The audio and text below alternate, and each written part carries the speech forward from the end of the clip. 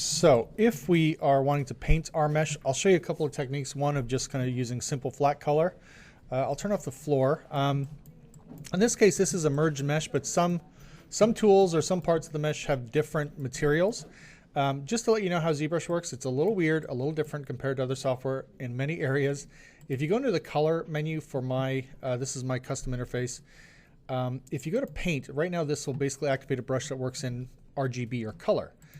You can actually paint in material to certain areas. So I think sometimes when you merge, so if I'm on this green material, I can kind of paint that back in and over this area, for example. Usually what I'll do though, if you want to reset this so that you can kind of quickly jump between materials, you can go to flat, make sure your color is full white, and you can do this with material and color and say fill object. If you don't have this interface, the kind of color options are under the color menu, and you can go in here, fill object, okay? So now if I switch back to different kind of colors, materials, it's sort of just auto-filling them. The main reason I like to be able to do this is that I often want to switch between skin shade 4 and flat color. Flat color kind of gives you like an unlit, it's almost self-illuminated, it's very bright, but it's basically like the unlit flat kind of color map, okay? So, first way to do this is if you have a base color in mind, you can kind of pick what that color is going to be and then switch to RGB and fill object, okay? And then after that, if you want to just kind of highlight or paint in other colors, again, using paintbrush, you can kind of paint this in, right? You can also drag down the RGB intensity, so you can kind of build, let's say, color up very, very gradually. Let's go in here. We'll go to flat color so maybe see that a bit better, right? So you can kind of have these like nice little subtle highlight areas with a nice soft brush. Gradients happen to be very, very appealing in kind of cartoony work. So you can go ahead and paint that way if you like. I'll just show you this with, a little bit more aggressively here. So we can maybe paint the ends here a little more blue. Okay. If you're looking at it flat, right? Very simple.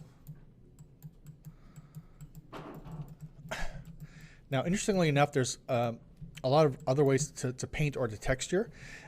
If you're dealing with this is a Dynamesh, or sorry, it's not a Dynamesh yet. I remember there's still kind of like overlapping parts here, right? Or sort of separate floating pieces, which is okay. Even though it's one subtool, there's sort of overlapping mesh. You can Dynamesh this together for an easier painting experience, but I'll just show you with a very solid brush here that even though they're separate pieces, as long as they're in one subtool, you can continuously paint over the mesh. So that can make it useful to blend in texture to certain areas, okay?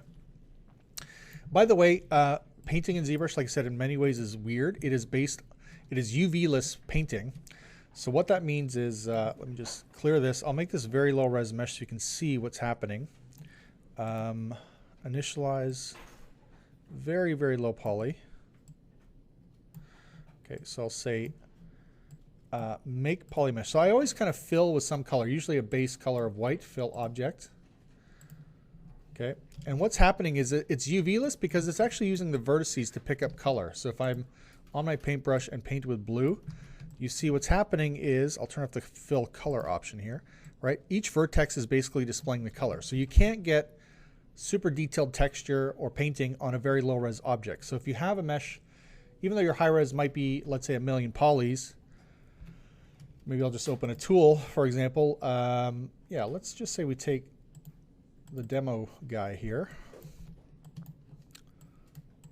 Okay, so we'll give him kind of this base color here. And then, let's say we're going to paint in nice red cheeks. I'll exaggerate for effect, okay? Maybe I'll just go full on, full red, full intensity here. Right, it still might look blocky, even at 56,000 polys. So I find usually I want to get my mesh up to 1,000,000 to 4,000,000 polys to be able to get nice, very precise texture. And even at almost 1,000,000 polys, right, it still might look blocky in very small areas. So sometimes you'll just have to test this out or divide the mesh upwards. Sorry, let's divide again to 3,000,000, and now you see that finer brush stroke comes in a lot clearer, right? And I can still go even higher. Let's say at 14,000,000, I get a much, much smoother brush stroke at that size, okay? So, yeah, like I said, I often find for texturing, I need to be between 4 and 8,000,000 polys. For this exercise, it's fine if it's a little imprecise, but definitely you want to hit at least 1 million. This thing's at about 5 million. So some other ways we can texture, I'll show you. Let's say an alternate method here is to go into texture. So I have this swatch in here. I think in the default, somewhere on the side, just as its own little swatch. You can import a texture. So let's say I've got this texture here and I drag it out. Right now it's in a brush mode, or what's called drag dot. So it's going to kind of like snapshot it on the surface. But you can drag this out as a texture. So you can actually have like photo texture that you drag onto the surface. Keep in mind this is projection based, so as you drag out, it will stretch across the sides that are facing kind of away from the camera, not parallel to the camera. So if you happen to have, let's say, skin texture that has color, that's great. You can. I'm just going to load the grass on here so you can sort of see that. And what's kind of interesting about this too is if you hold Shift, it's the smoothing brush, right? So Shift, you see, will affect Z add. So if I hover over this, it'll smooth out the surface. But if you hold Shift and turn off the Z add, RGB is on, so it'll actually blur the color itself without affecting the mesh surface. So you can kind of smudge or mix color together. So sometimes I'll use wildly different images, but that have kind of a color palette and a texture that I like, or that I plan on kind of smudging or blurring a bit. So that's kind of a neat effect as well. The other thing you can do with this is also paint in layers. So if we go to layers, you can actually create a new layer, right? Let's say I drag this out on a new layer and sort of splotch it in there, okay? I know it's grass, it doesn't make sense, but then I'll hold my Shift and smooth, which is again just dealing with texture. And then the layer itself, like a Photoshop layer, you can actually change its opacity. Okay, so that can be, again, a very useful and interesting way to texture. If we look at the flat color, that's kind of the result we're getting, right? So if you're happy with that, you can keep it. You can say bake all, which makes it now a permanent part of the texture. It's also good too, so sometimes if you're working in layers and painting, if you have an art director who comes by and says, I don't like this, change that, right? Sometimes you can just turn off the layer and you're good to go.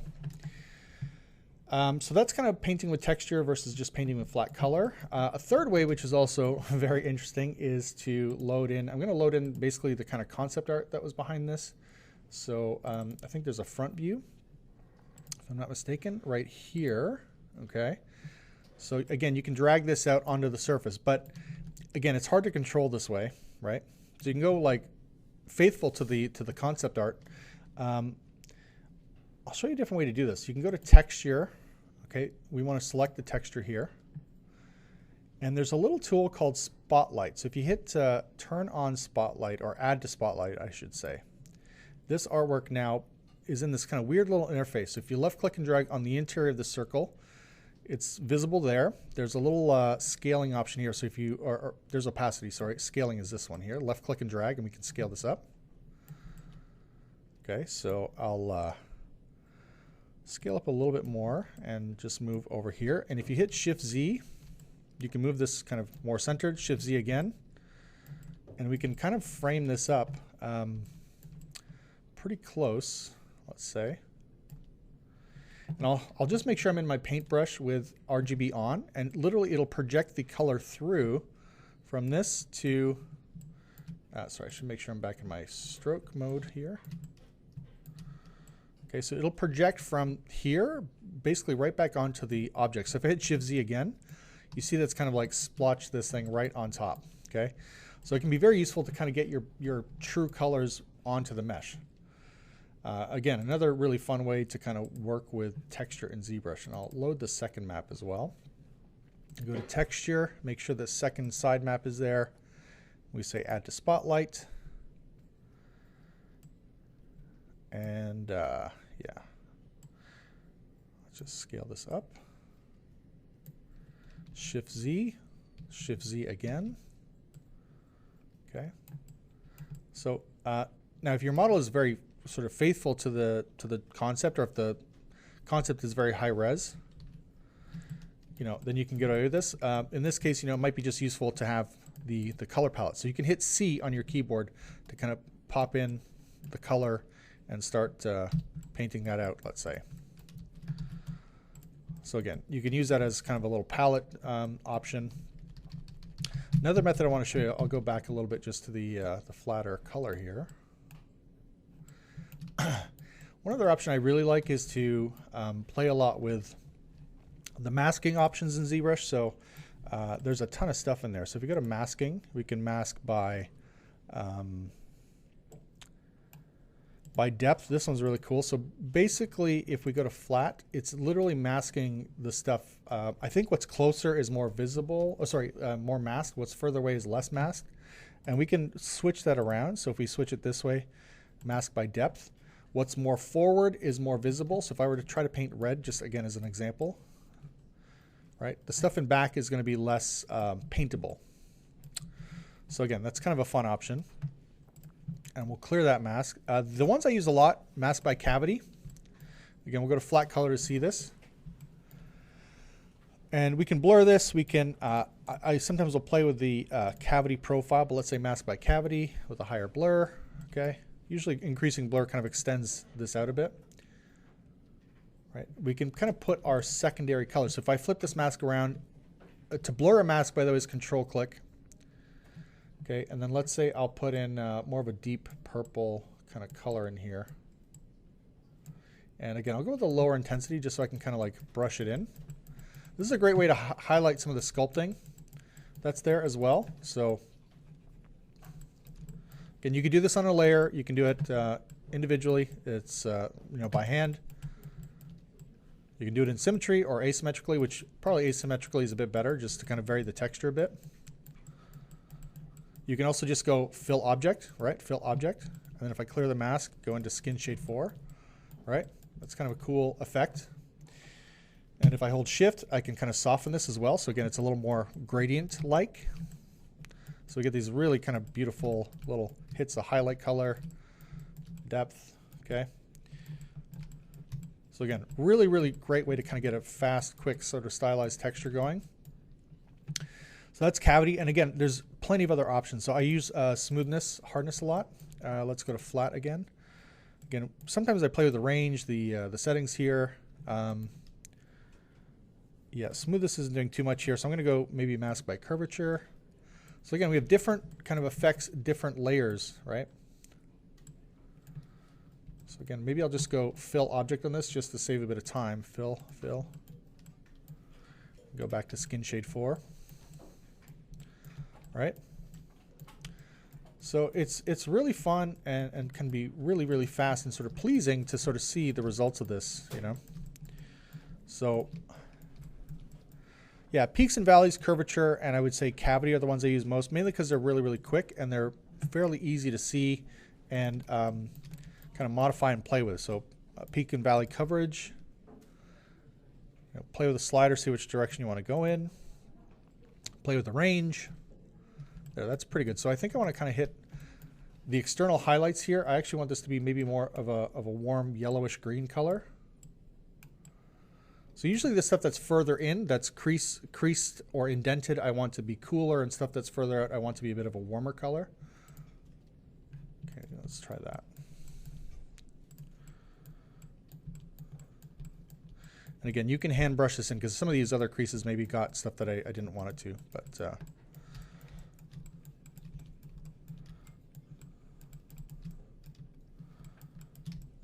okay, and this stuff is transferable to a cleaner mesh for the next phase. So you can actually create a clean low-res mesh that's suitable for animation and transfer that detail. So nothing is necessarily lost in this case. Okay, I like ambient occlusion, but the problem is it's actually doing like a complex, I might just increase the distance. It'll take a long time basically to process it, especially on a heavier mesh. So I'm going to let it calculate, but I'll pause the recording because it will take time. Yeah, just to mention that, like I said, it can take a long time on heavy mesh to mask by ambient occlusion. It's still going after a few minutes. And if you don't like the results and you tweak the settings, you have to recalculate again, so it takes forever. So you can hit escape if you're unhappy, and I hope ZBrush will respond. Fingers crossed. See, I lost the painting, unfortunately, and it crashed. One of the things that I realized too is that this thing is technically a lot of big, chunky, overlapping pieces. So probably before this, to get rid of these unnecessary cavities, I would dynamesh the whole thing together. And usually when I dynamesh, especially for painting, I'm going to try to match the poly count as close as I can to the sculpting res. So I just want to see if I dynamesh this, if I can get to like 4, 5, 6 million polys. Pretty close. Let me undo and crank it up again. And that'll just make a solid singular surface that'll be easier to deal with for painting. So again, I haven't really lost any detail in terms of the mesh. But now if I did an ambient occlusion masking, it would be a little bit easier, a little bit nicer to deal with. So just to show you one kind of interesting thing about texturing too is that let's say you had, I'll just do this as an example. I'll switch this to a drag. So let's say this is like painted color, okay? We could say it's scales, it could be something else. But what's interesting about this is that you can go to masking, okay, under masking, and say mask by color. Usually I go by intensity, and if I go to flat color, we can also turn off the actual texture color by turning off colorize. You see it's actually masked the mesh based on the color itself. So if I go in here, let's say, and use a standard brush, you can sculpt through that and turn the textural detail into a mask that is then used for sculpting. So you can actually, instead of sculpting in scales, have a texture that is painted scales and then mask based on that and extrude that out. So it's really interesting how you can play with Zbrush in that way and masking, okay? So yeah, again, if I had, let's say I just go into color spray, I'll load a kind of maybe a texture and some other wild alpha here. I'll just use the grass, I guess. We'll see. Oops, make sure I'm on the paintbrush actually. Color, grass, okay, splotchy, splotchy. So if you go to mask by hue or intensity, again, I'll go to flat so we can see this and turn off colorize. That is texture picked up by the intensity of the colors in the texture surface. And like I said, I can now kind of brush through that.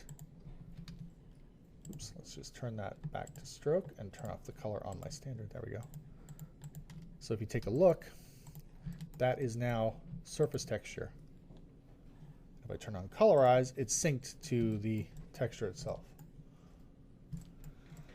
And there's a lot of other options in terms of, you know, masking by color, saturation. I think there's a whole specialty panel in here. Is it by hue or maybe by polypaint? Yeah, by polypaint.